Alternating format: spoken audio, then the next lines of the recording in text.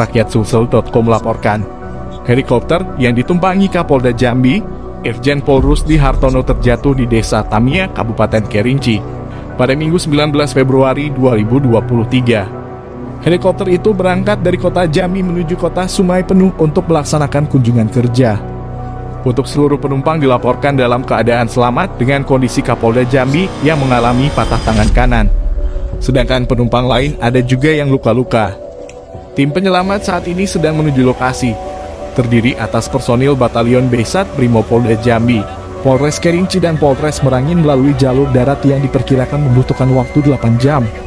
Berdasarkan video yang beredar terkait kecelakaan itu, helikopter tersebut jatuh di kawasan hutan dan perbukitan.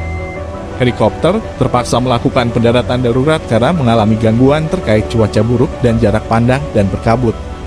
Baca berita harian terkini di rakyatsulsel.co.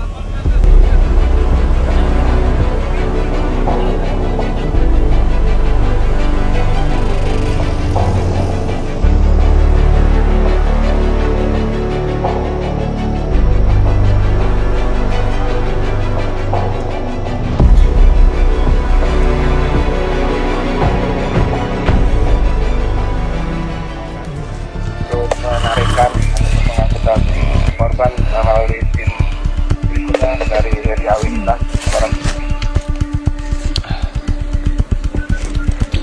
Kami ke atas.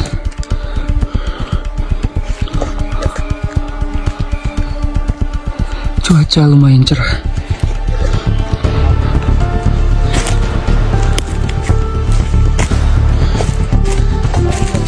Iya bang.